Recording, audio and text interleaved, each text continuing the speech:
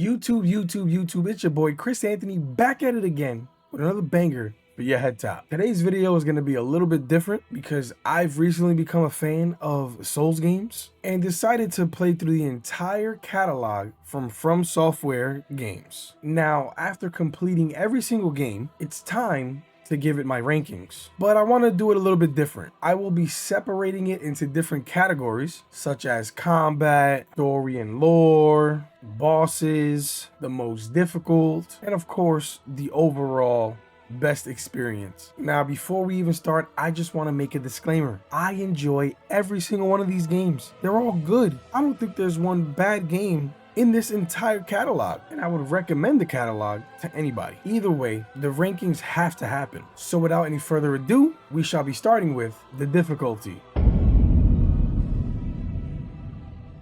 At 7, we have Demon Souls. Outside of maybe one boss fight, the rest are either gimmicky or janky and plain easy. As for the areas, there was maybe one area that had difficult enemies, and that was the fourth world Shrine of Storms. At number 6, we have Bloodborne. I don't know if it was because at this point I was a Souls game vet, but outside of the DLC bosses, the game was actually easy.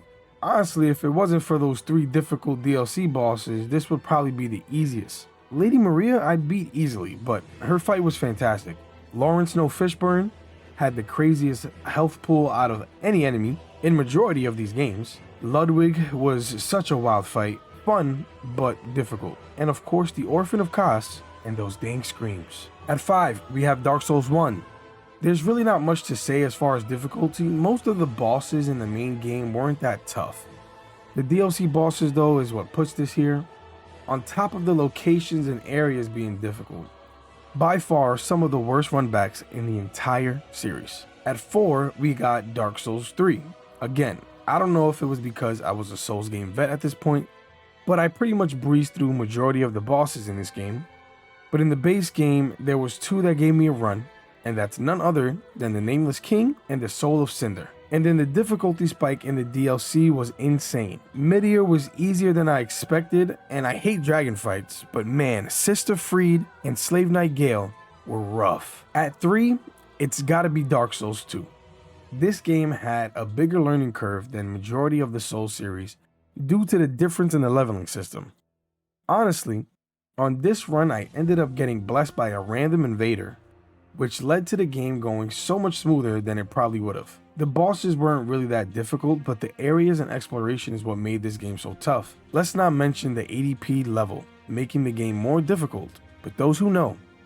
Now, for number 2, we got Sekiro. This game is so different from anything else in the series, so after playing the rest of the series, my brain was in traditional Souls game mode, and this wasn't that. So let's just say it took me extremely long to get that the playstyle is not the same, and that led to a lot of difficulty. Even after figuring out the combat and leveling system, the boss fights were still not easy, and for that, it takes the 2 spot. Now coming in at the most difficult and number 1 spot, we have Elden Ring. Now yes, this was my first Souls game experience, so I had no idea what to expect or do, but once it clicked, it was smooth sailing. As far as bosses go, yes, they have easy bosses, but the difficult ones are easily some of the hardest fights ever in any of the games. And don't get me started on the DLC and Consort Radahn before the nerf.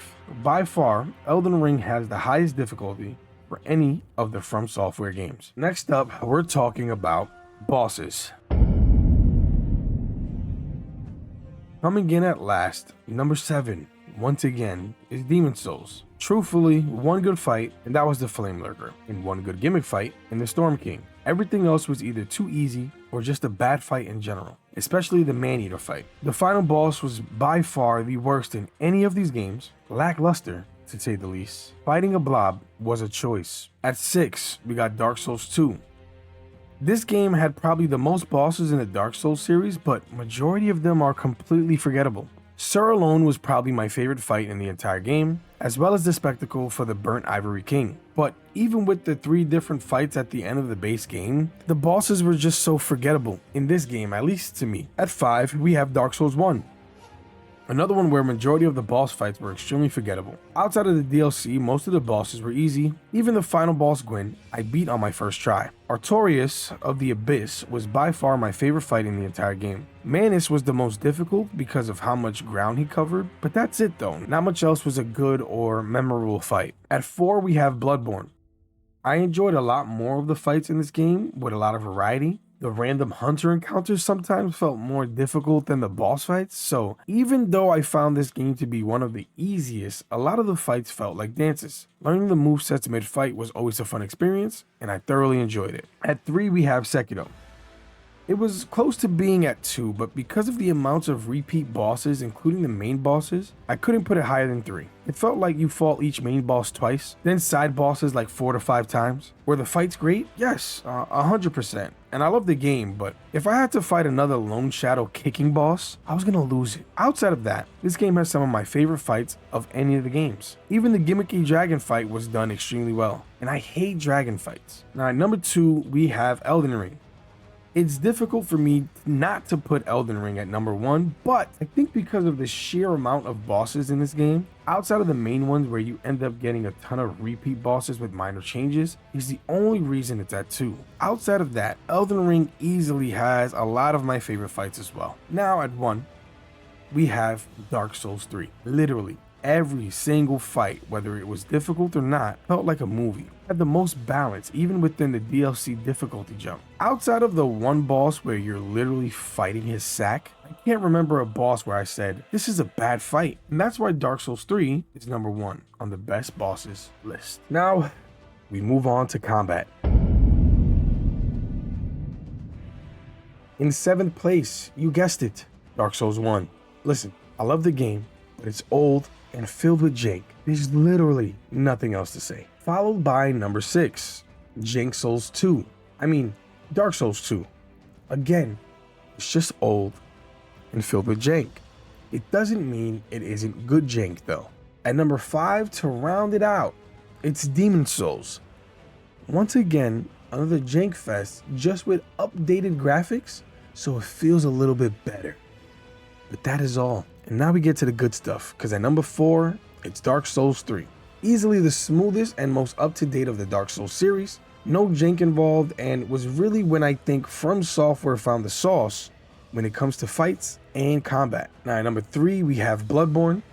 The change from traditional rolling to dodge to the slide was fantastic. Also, the parry system and learning how to use it properly to open up the game was great, especially coming from a player who's terrible at parrying. Only reason this isn't number 2 is because of those frames. 30 FPS would mess up a lot of my timing and my eyes. Now, for number 2, this goes to Elden Ring. Just off of all the variety you can use and different amounts of weapons and builds, plus the way you can switch your entire build at any point of the game to change your combat style is incredible. It's also to me the most polished combat-wise.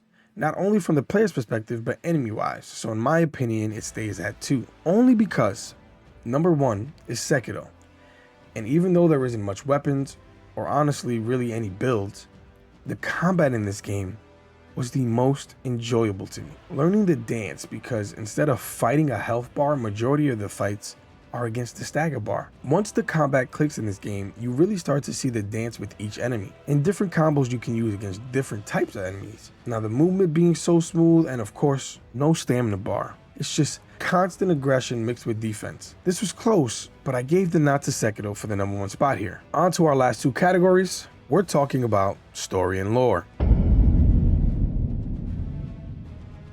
At number 7, once again, we have Demon's Souls. I think the lore is cool, but the way the game ended left such a sour taste on the experience. Also, the whole world tendency system locking you out of specific quests instead of just allowing you to explore and get things done like the rest of the games with the NPCs. I'm glad they decided moving forward to remove that system. So much things to easily miss out on without full knowledge of how it works, because to me, quest lines are a major part of all these games, with learning lore and story behind things. Which is why next up we have Dark Souls 2 at 6.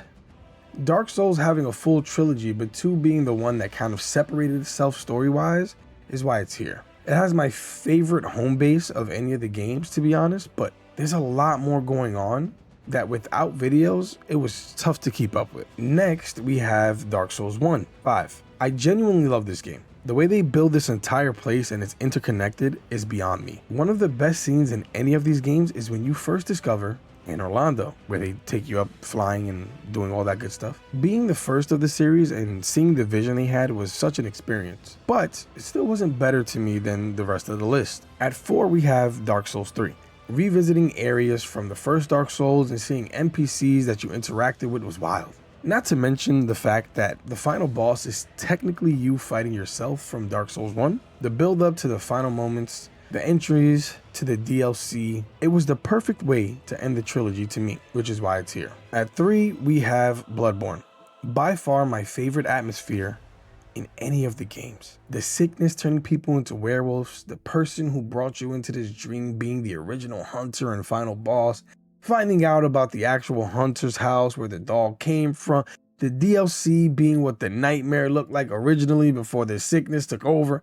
Just overall, great. Now at 2, we have Elden Ring. With a massive open world, piecing together the lore little by little and doing quests to change how your story unfolds makes the experience so much better. Connecting the other characters through the items and finding out who's related to who, and the way each boss interacts with the Tarnished and the mention of each other, it's all just so good. The amount of lore theories on the internet also makes it more fun, just to make things up in your brain. But at number 1, we have Sekiro. Quite literally the one game that makes it easy to follow the story. With all the cutscenes and dialogue, you don't have to pick up items to understand everything that's going on. And for that fact alone, it only makes sense that this one's at the top of this list. Most cohesive and straightforward narrative in a fictional Japan, you can't get any better. Now the last list, and it's real simple. This is the best overall to me. In last place, number 7, we have the Demon's Souls remake. Coming in at 6th, it's going to be Dark Souls 2 for me. At number 5, it's Dark Souls 1. At number 4, it's Bloodborne. And 3rd, we have Dark Souls 3. Coming in at 2nd place, it's Sekiro, Shadows Die Twice. And in 1st place for me, it will forever be Elden Ring. Now that's it for my list. I hope you guys enjoyed this video, and I'm glad I decided to dive into this genre and that I actually enjoyed it. Maybe, just maybe, another marathon of Souls games that aren't made by FromSoftware is coming soon. But I'm Chris Anthony, your indie guide, and you know the vibes, baby. Yeah.